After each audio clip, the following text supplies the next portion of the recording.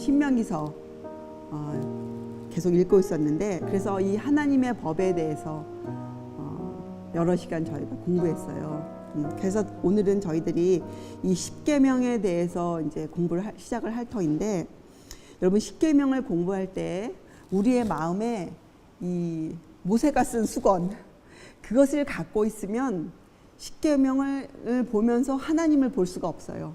그래서 그저 하지 말라 우리의 자유를 구속하는, 우리를 그저 야단만 치는, 그렇게만 들릴 수뿐이 없는 게 십계명이라, 지금 이 시대의 많은 종교계에서 계명이 폐해졌다, 더 이상 계명에게는 어떠한 힘이 없다, 이런 사상으로 흘러가고 있잖아요. 자, 그런데 여러분과 제가 사모하는 그분, 복음의 그 자체이신 우리의 구주 그리스도 예수 그리스도, 그분은 인생을 어떻게 사셨습니까? 그분은 모든 것을 하나님의 뜻대로, 하나님의 법대로 사셨다고 성경은 우리에게 밝히 말씀해 주고 계세요. 그런데 성경이 밝히 말씀해 주시는 것을 내가 이해를 못하기 때문에 이것이 필요 없다 하는 것은 굉장히 우매한 짓이죠. 그렇잖아요? 도리어 우리가 내가 이해가 부족하기 때문에, 내 마음에 쓰고 있는 수건 때문에 내가 이 하나님의 법을 제대로 볼 수 없을 때 우리가 어떻게 합니까? 그 수건을 벗어버리려고 우리가 애를 써야 돼요. 도대체 이 수건이 무언가, 내 마음을 덮고 있는 이 안개 같은 것들이 무엇인가? 우리 저번 안식일 오후에도 우리를 방문했던 우리의 과거의 우리 친구가 뭐라고 고백했습니까? 답답하다, 뭐가 뭔지 모르겠다. 여러분 마음에 혹시라도 하나님을 향해서 알 수 없는 어떤 그런 부분, 하나님이 가려놓으신 것은 말고요, 우리의 구원을 위해서 내가 어떻게 구원을 받을 것인가, 내가 어떻게 하늘을 갈 것인가, 내가 어떻게 인생을 살아내야 하는가, 이 문제에 여러분에게 어떤 그런 의문점이 있다면 그때는 어떻게 해야 돼요? 엎드려야 돼요. 내가 어떻게 자녀를 교육시키지? 내가 어떻게 가정생활에서 내가 남편을 섬기지? 내가 어떻게 교회에서 형제들과 좋은 이런 친분 관계를 맺을 수 있을까? 여기에 대해서 마음에 의문이 들어올 때에는 그때 여러분 어떻게 해야 됩니까? 그때 수건을 벗어야 돼요. 그게 뭐예요? 내가 갖고 있는 생각을 붙들 것이 아니라 그 생각을 벗어버리는 거예요. 그리고 성경을 읽는 거예요. 그리고 주님을 찾아내는 거예요. 주님은 뭐라고 하셨는가? 여러분, 만약에 주님께서 우리가 인생을 살면서 만나는 모든 문제들을 해결할 수 없는, 어떤 그런 해결할 수 없는 것을 갖고 계셨다면 그분은 우리의 구세주가 아니세요. 그렇지 않습니까? 주님은 누구세요? 우리의 모든 것을 채울하신 분이시잖아요. 주님은 하늘의 왕이세요. 주님은 지금도 이 지구를 보존하시기 위해서 애쓰시고 계시는 분이세요. 우리의 창조주이시면서 우리의 보호자이세요. 그분은. 그래서 그분께서는 우리 인생들이 갖고 있는 모든 자질구레한 문제들에게까지도 정답을 갖고 계시는 분이세요. 방법을 갖고 계신 분이세요. 우리가 어떻게 해야 하는지를 알려주실 수 있는 유일한 분이세요. 여러분, 여러분의 인생에, 여러분의 신앙생활 중에 어떤 문제에 부딪혔어요? 여러분 마음에 저 형제에 대해서 마음이 온전치 않아요? 싫은 것이 있어요? 미움이 있어요? 또 가정생활을 해가는 중에 마음에 해답이 없어요? 그럴 때 우리가 어떻게 해야 됩니까? 내가 이 땅에서 이 물질 세계에서 배운 것을 의지합니까? 우리가 어떻게 해야 됩니까? 여러분 이걸 이해하셔야 돼요. 우리 몸, 우리의 것이 아니에요. 주님의 것이잖아요. 그렇죠? 우리에게 있는 모든 것은 주님으로부터 받은 것이에요. 자, 여러분에게 있는 머리, 여러분에게 있는 손, 여러분에게 있는 발, 여러분의 것이 아니죠. 여러분의 손과 발이 여러분의 생각으로 움직여서는 그건 자기의 의지로 사는 사람이에요. 제1계명은 그런 사람들을 우상숭배자라고 부르고 있어요. 제1계명이. 여러분, 제1계명과 제2계명은 무엇이 우상숭배이며 우상이며 너희가 어떻게 하는 것이 우상숭배이다, 이것을 알려주는 것이 제1계명과 제2계명이에요. 그 옛날에 이스라엘들이 바알 숭배를 어떻게 했습니까? 그들이 하나님이라고 생각되어지는 어떤 상들을 만들어 놓고 그들이 하나님을 무시하지 않았습니다. 여러분 잘 이해해야 돼요. 그들의 생각에 하나님이라고 여겨지는 것들을 만들어 놓고 그들이 섬겼어요. 그것이 바알 숭배였어요. 그 당시 이스라엘이. 그럼 이 시대의 바알 숭배는 무엇이에요? 이 시대의 바알 숭배는 자기 마음에 있는 숨겨놓은 생각, 어떤 또 물질들을 우상처럼 그것을 숨기고 그것을 우상처럼 그것을 신격화시키는 것, 그것이 이 시대의 우상 숭배예요. 그렇죠? 그래서 여러분 하나님께 대하여 갖고 있는 거짓된 관념은 어떤 사람의 생각이나 견해예요. 견해. 하나님께 대하여 갖고 있는 자신의 견해. 여러분 성경은 구원 문제에 있어서 우리가 어떻게 하나님에 대해 생각하여야 하는 바를 정확히 알려주고 있어요. 우리 마음대로 하나님을 생각하도록 성경은 우리를 놔두지 않으세요. 그래서 여러분 믿음이 무엇입니까? 믿음은 믿는 마음이에요. 그래서 믿음은 내 마음이 어떻게 하나님에 대하여 생각하고 있는가, 그것이 믿는 마음이에요. 내가 하나님을 어떻게 알고 있는가, 그것이 믿음이에요. 근데 성경은 놀랍게도 형제를 사랑하지 못하면 하나님을 사랑할 수 없다고 얘기해요. 그것을 하나의 증거로 얘기하고 있어요. 하나님을 사랑하는 것의 증거로 형제 사랑을 들고 있어요. 그렇죠.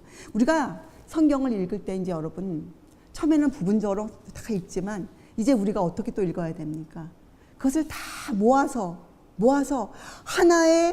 하나님께 대한 하나의 사상으로 갖고 있어야 돼요. 그래서 여러분 이사야서 58장에서는 하나님의 계명 중인 넷째 계명, 제4계명을 가르치면서 무엇을 가르칩니까? 정신과 사상에 대해서 얘기하고 있어요. 58장에 뭐라고 얘기합니까? 초반기에 죄에 대해서 얘기하면서 그들의 죄를 뭐라고 얘기합니까? 그들의 가짜 모습을 죄라고 얘기해요. 그들이 열심 있게 교회 다니는 모습, 그들이 열심 있게 하나님께 금식하는 모습, 그들이 열심 있게 기도하는 모습, 이것을 하나님이 가짜라고 책망하세요. 그럼 진짜는 뭐라는 거예요? 진짜는 이렇게 얘기하죠. 하나님께서 하나님의 사상과 정신으로 물들어진 그 마음이 하는 행위, 그것을 진짜라고 하나님이 말씀하세요. 그래서 참된 금식을 뭐라고 거기서 말씀하십니까? 흉악의 결박을 풀어주며 멍에의 줄을 끌어주며 이런 것들을 참된 금식이라, 이렇게 주님이 말씀하세요. 그리고 나서 그런 사람에게서 날짜들이 무엇을 할 거라고 얘기합니까? 오래 황폐된 곳들을 다시 세우고 무너진 데를 수보하는 자들, 그죠? 하나님의 날을 거룩히 지키는 자들, 그날의 사사로운 말을 금하고 오락을 굳이 아니하고, 그런 사람들을 조상의 업으로, 야곱의 업으로 기르시겠다, 이렇게 약속해 주시는 것이 이사야서 58장이에요. 제4계명을 설명하시는 것이 이사야서 58장이거든요. 그래서 여러분 우리가 하나님의 계명을 자세히 공부할 때 여러분 마음에 이 그리스도에 대한 이해가 올바로 마음에 들어가 있어야 돼요. 예수 그리스도, 그분은 누구신가? 여러분 그분은 히브리서 1장 3절에 그분을 뭐라고 표현하세요? 하나님의 영광의 광채시요 본체의 형상이라, 그분을 그렇게 표현하세요. 그럼 그분이 누구시라는 거예요? 그분은 크신 하나님이시라는 거예요. 하나님 본체의 형상이세요. 이것을 영어 성경 킹 제임스에는 이렇게 나와 있어요. 그분의 인격의 정확한 형상. 여러분 형상이 무슨 뜻입니까? 그 물질의 모양이나 상태가 들어가 있어요. 모양이나 상태. 여러분 단어에 또 하나, 도덕. 도덕의 뜻이 뭔지 아세요? 도덕은 인간으로서 마땅히 지켜야 할 도리 및 그 행위, 그에 맞는 행위. 여러분 도덕은 그저 티오리가 이론이 아니에요. 도덕은 이론의 반대말이 뭡니까? 이론의 반대말이 실제예요. 실천. 이론의 반대말 실제. 도덕은 이론이 아니에요. 도덕가는 이론가가 아니에요. 도덕가는 뭐예요? 도덕가는 그 알고 있는 것과 그가 행하는 것이 하나가 된 사람이 도덕가예요. 도덕가. 그렇죠? 자, 그래서 여러분, 이 예수님에 대해서 정확히 이해하는 것이 굉장히 우리 신앙에 중요해요. 도대체 우리가 그분을 어떻게 알고 어떻게 믿는가? 이건 정말 중요한 문제예요. 이것이 먼저 돼야 우리가 계명을 들여다볼 때 그분이 보여요. 그분의 뭐가 보이냐? 우리에게 그것을 금하신 그분의 사랑의 마음이 보여요. 여러분, 왜 성경에서 왜 이런 것들을 금하시는 줄 아세요? 사실 여러분, 인간에게서 최고의 피조물에게서 최고의 경배와 존귀를 받으실 수 있는 분은 이 온 우주에 여호와 한 분이세요. 왜요? 그분이 창조주이시고 그분만이 자존하시는 분이시기 때문에 최고의 경배와 존귀를 받으실 분은 그분 한 분이세요. 그런데 만약에 사람이 자기의 애정과 존경을 드릴 다른 대상을 갖고 있다면, 그 대상을 다른 걸로 만들어 놓는다면 어떻게 될까요? 사람의 그 보이는 것에 한정되게 되어져 있어요. 갇혀요. 하나님에 대한 그 이해가 짤막하게 갇혀버려요. 그러면 하나님에 대한 개념은 우주적이어야 되는데 그 개념이 어떻게 될까요? 내려가요. 개념이 저하되어져요. 개념이 저하되면 사람의 마음이 어떻게 될까요? 타락하게 되어 있어요. 하나님에 대한 생각이 고상해져야 될 텐데, 하늘만큼 고상해져야 되는데 하나님에 대한 내 생각이, 내 개념이, 그런데 그것이 낮아져요. 눈에 보이는 것을 하나님이라 이렇게 여기게 돼. 이것이 이스라엘의 바알 숭배였어요. 눈에 보이는 것을 놓고 하나님이라 그들이 이렇게 했어요. 그래서 여러분도 하나님에 대한 어떤 개념이 여러분의 것으로, 여러분의 생각으로 만들어지면 어떻게 될까요? 그 개념이 성경적이 되어지지 않고 개념이 떨어져요. 떨어지면 그에 따라서 마음도 타락하게 되어 있어요. 우리의 마음을 타락으로부터 지켜줄 수 있는 것 오로지 성경뿐이에요. 특별히 성경에서 강조하고 계시는 하나님의 법의 울타리예요. 죄의 방어벽이에요, 이것이.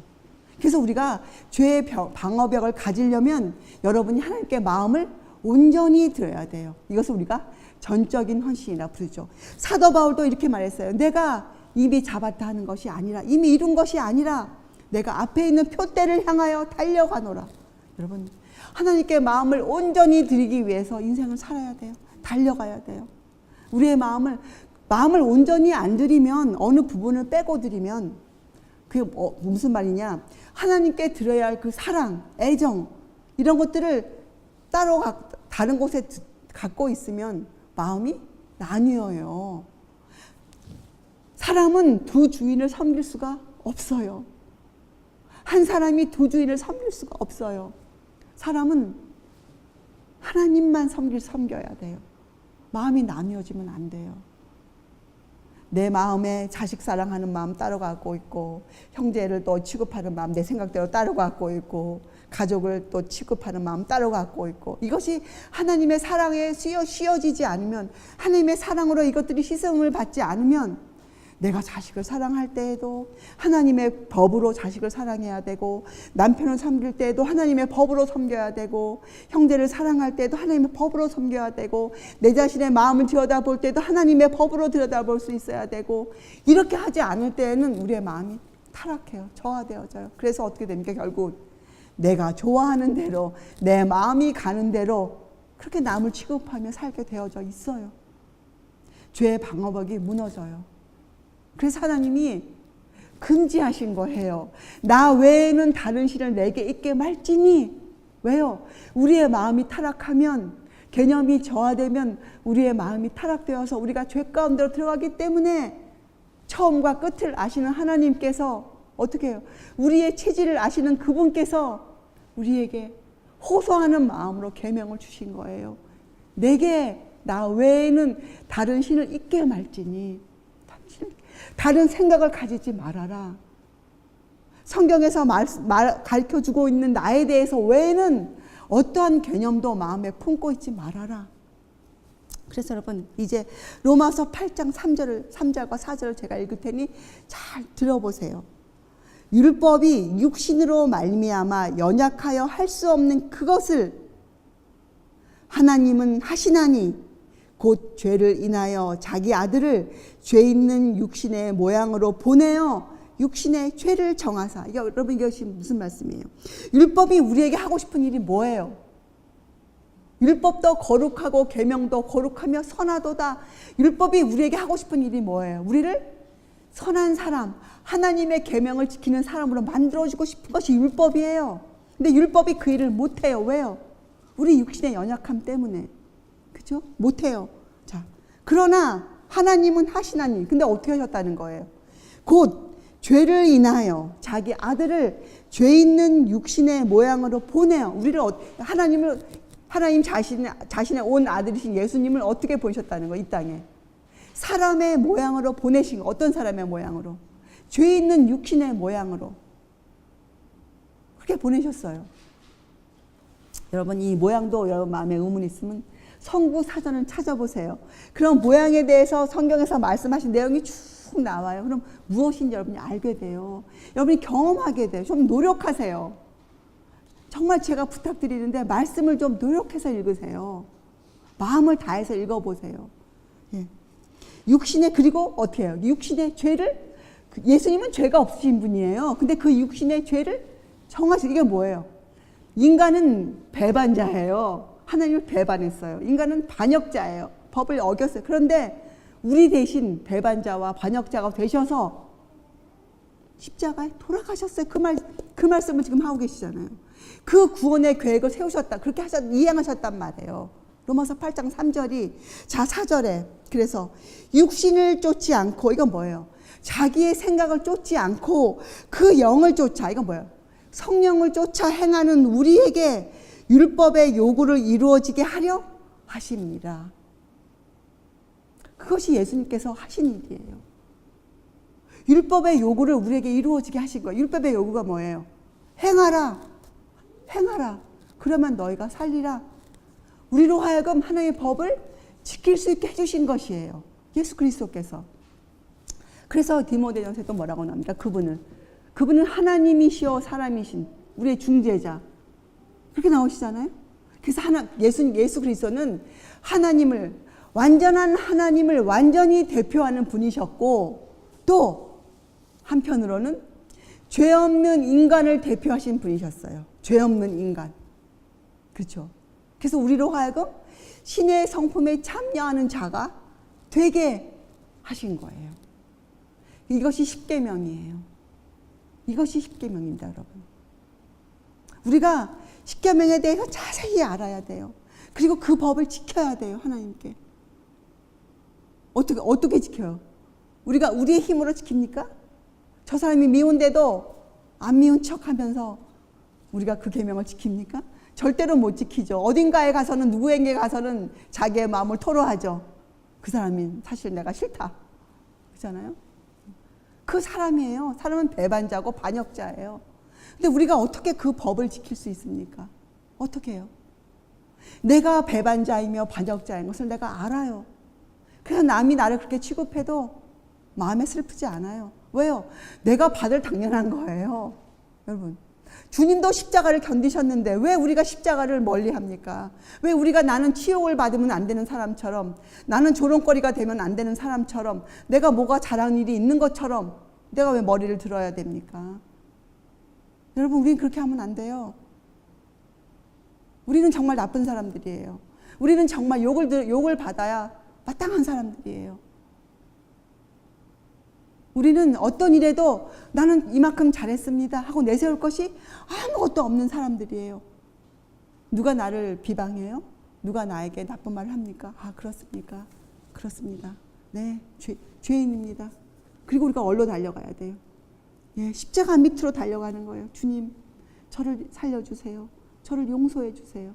주님, 저를 좀 구해 주세요. 저를 이 죄 가운데에서 저를 좀 살려주세요. 좀 제 마음을 가져가세요. 주님. 이런 전적인 헌신을 우리가 드려야 되는 거예요.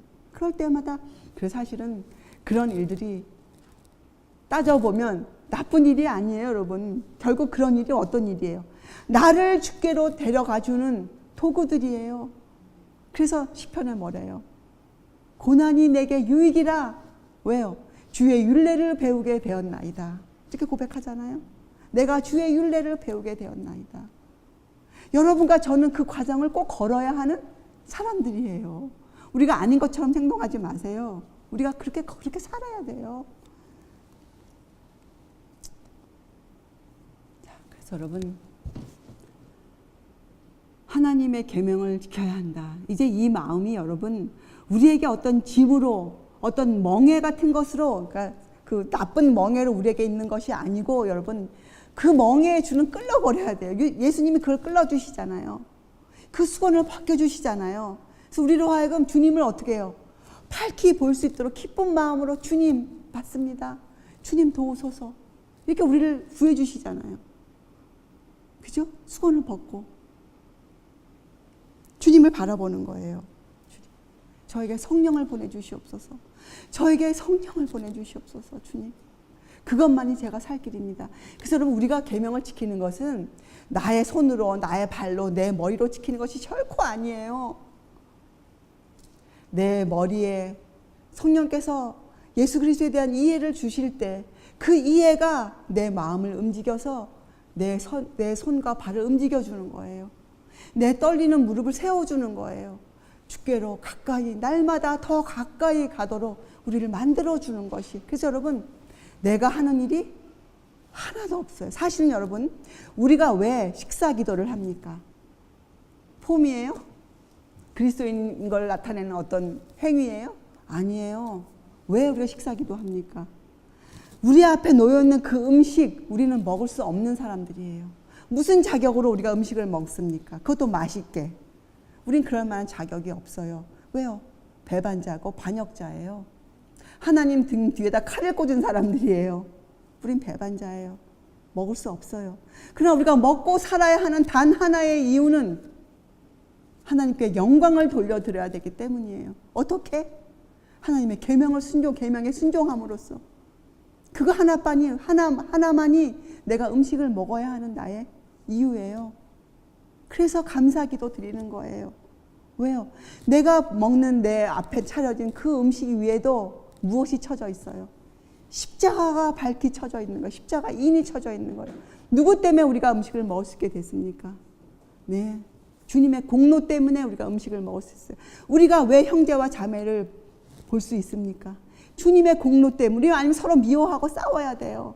그것뿐이 안 되는 우리들이에요. 아니면 가식으로 대하든가. 우리 그것뿐이 안 되는 마음인데, 제가 어떻게 여러분들을 사랑하는 마음으로 함께 살고 싶다는 생각을 가질 수 있겠습니까? 내가 왜 여러분의 생활에 알고 싶고, 때로는 간섭하고 싶고, 좋은 걸 알려주고 싶고, 왜 마음이 그렇겠어요? 왜요? 네, 제 마음에 여러분은 그리스도의 피로 하나가 된 식구들이다. 우리 기도할 때 하늘에 계신 우리 아버지요, 이렇게 기도하잖아요. 우리 아버지요. 나의 아버지가 아니고 우리 아버지요. 이건 뭐예요? 저 사람도 하나님의 자녀요. 나도 하나님의 자녀요. 한 식구요. 이 마음이 있기 때문에 우리가 그런 일을 서로 하는 거죠. 그래서 여러분, 우리 2019년도에는 만약에 미워하는 마음이 있다면 여기 나오기 전에 어떻게 해야 돼요? 예물을 드리기 전에 어떻게 해요? 그 형제에게 잘못을 고하고, 우리가 다시 주님 앞에 오는 것이 올바른 주의 법이죠. 그것이 법이에요. 법. 이제 여러분의 그 법 따라서, 혹시 여러분 마음 살다 보면 장애물이 여러 가지 놓여져 있지 않습니까?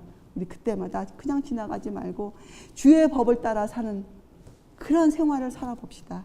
2019년도에는. 그렇죠? 자, 그래서 제1계명은 그래서 우리에게 다른 신을 내게 있게 말지니 하나님의 호소예요. 자, 제2계명의 끝에 보면 이렇게 나옵니다. 질투하는 하나님이 등장해요. 질투하는 하나님. 이건 무슨 뜻입니까?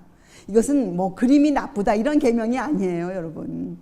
도리어 하나님께서는 다니엘서와 요한계시록을 주실 때 그런 것들을 도구로 쓰셨어요. 그래서 그런 것이 나쁘다 이렇게 저하된 개념의 계명이 아니고, 이 둘째 계명은 너희 마음에 우상을 갖고 있으면 그것은 너희가 하나님을 배반하는 자라. 그래서 이것을 하나님은 하나님과의 우리 사람과 사이의 이 친밀한 관계를, 결혼 관계를 들어서 설명하셨어요. 남자와 여자가 하나가 되는 그 부부를 하나님과 우리 사이의 관계로 표현하셨잖아요. 결혼 관계. 그래서 이것은 하나님이 얼마나 그 행위를 미워하시는가, 우상 숭배를 얼마나 싫어하시는가, 미워하시는가를 표현하는 하나님의 사랑의 표현법이에요. 질투하는 하나님, 질투하는 하나님. 우리가 우상을 마음에 두고 있을 때 그것을 하나님은 영적 간음이라 이렇게 우리를 부르는 거예요. 영적 간음. 그렇죠? 생각으로 하나님을 배반하고 있는 영적 간음이라. 하나님은 그때 표현이 질투하는 하나님, 질투하는 하나님. 그래서 여러분 제2계명은 하나님의 그 애타는 마음을 여러분이 느끼실 수 있어야 돼요. 영적 간음을 하고 있는, 우상 숭배를 하고 있는 자들을 향한 하나님의 그 호소, 하나님을 알리시는 거예요. 내가 얼마나 지금 그것을 싫어하는가, 내가 얼마나 지금 그것을 지금 못 견디고 있는가, 내가 얼마나 지금 못 견디고 있는가, 내 마음이 지금 얼마나 못 견디고 있는가, 너희의 그 행위를. 눈물이 나야죠. 우리 마음에서. 하나님 정말 잘못했습니다, 하나님 용서하소서, 이런 눈물이 나야 돼. 그것이 제2계명이에요. 제2계명. 여러분, 이 제3계명, 너는 너의 하나님 여호와의 이름을 망령되이 일컫지 말라. 여러분 이 계명도 그 내용이 너무 넓어요. 이거 여러분 산상수훈과 같이 읽어야 돼요. 하나님이 우리가 뭐라고 하니까, 너희 말은 뭐라고 얘기해요? 너희 말은 옳다 옳다, 아니라 아니라 해서 끝이라. 거기까지만 해라. 맹세하지 말아라. 이렇게 하나님 말씀하시잖아요. 이 제3계명은 법정에서 하는 맹세 빼고 사람들이 일반적인 대화에서 하는 맹세들 있잖아요. 그런 거 많이 하잖아요. 우리가 보통 대화 가운데 하나님의 이름 들어다가 그런 것을 금하고 있어요. 근데 그것을 왜 금하는가 살펴봐야 돼요. 왜냐하면 여러분, 우리의 삶의 기본 원칙들이 있잖아요. 우리의 삶의 기본 원칙 중에 뭐가 있습니까? 먹고 마시는 것과 또 하나 뭐가 있어요? 가장 큰 행위 중에 하나가 뭐예요? 우리가 사는 삶 중에서 하는 행위 중에서 가장 많이 차지하는 부분이 뭐예요, 여러분? 뭐예요? 이거 안 하는 사람 한 명도 없어요. 벙어리 아닌 다음에는. 이건 뭐예요? 말이에요, 말. 남과 나누는 대화, 말.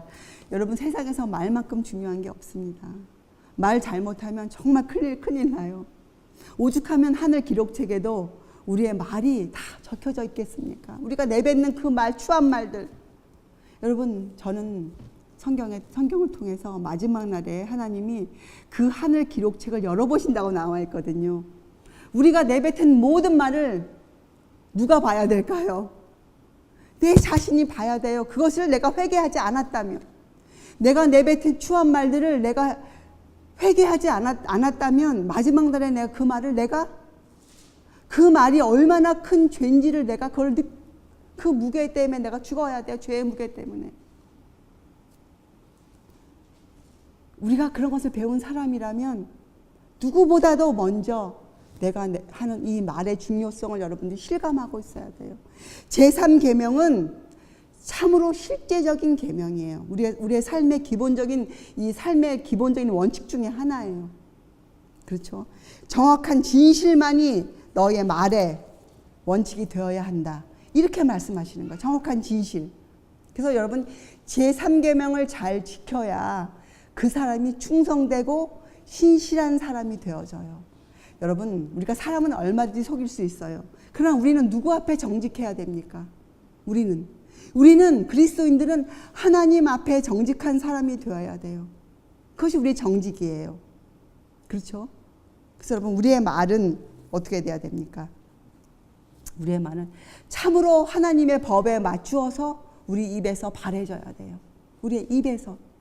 그래서 여러분, 이것이 참으로 이 계명이 우리를 보호해 주는 게 뭐냐면, 저도 그리스도인 생애를 조금씩 살아가면서 어떤 때는 슬프고 화가 나고 마음에 이기심이 돌고 할 때 여러분, 막말이 막 나가요. 화가 나면 말이 막 나와요.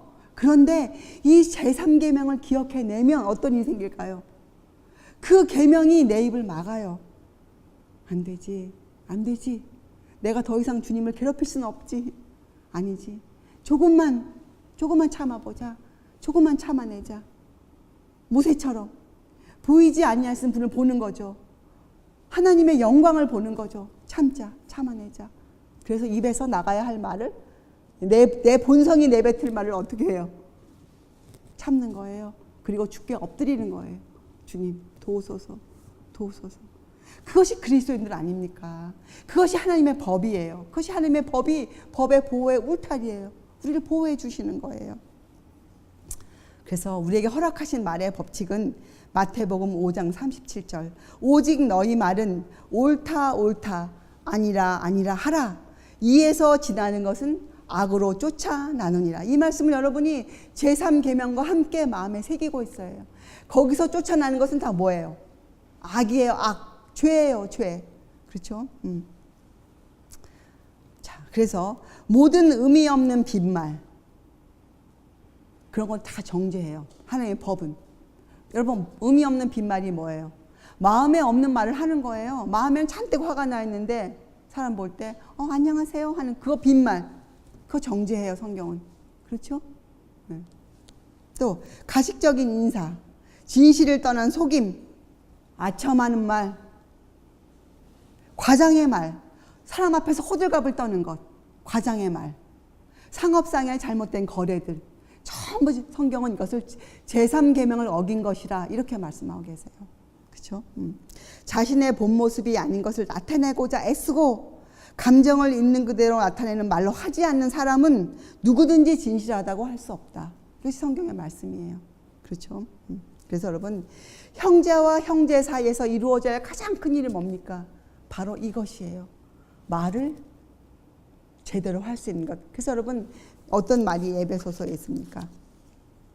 무릇 더러운 말은 너희 입 밖에도 내지 말고 오직 덕을 세우는 데 소용되는 대로 선한 말을 하여 듣는 자들에게 은혜를 끼치게 하라. 또 골로새서 4장 6절에 너희 말을 항상 은혜 가운데서 소금으로 고르게 함같이 하라.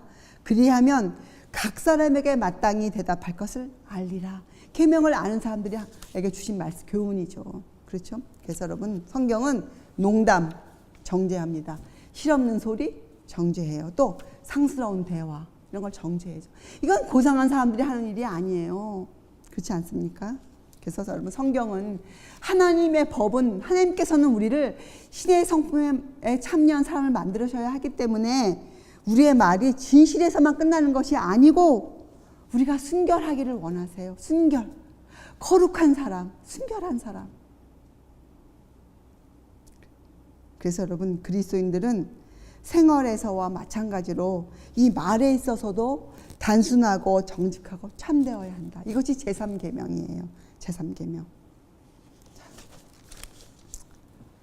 그래서 여러분, 제3계명은 형제와 형제 사이에 꼭 있어야 할 지침서예요. 지침서.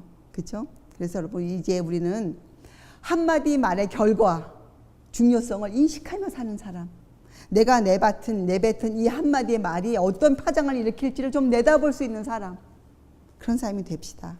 그렇죠? 그렇기 때문에 그리스도인들은 타인의 행동과 동기를 비평할 수가 없어요. 해서는 안 돼요. 그렇죠? 왜냐하면 사람은 정확한 진실만을 이야기할 수 없는 그런 죄인들이에요. 사람은 자신의 일기장에도 진실을 쓰기가 아주 어려운 사람들이에요. 사람은 그런 사람이에요. 그 사람은 남의 마음을 알 수 없는 존재예요. 뭐 독심술이 있는 게 아니지 않습니까, 우리가.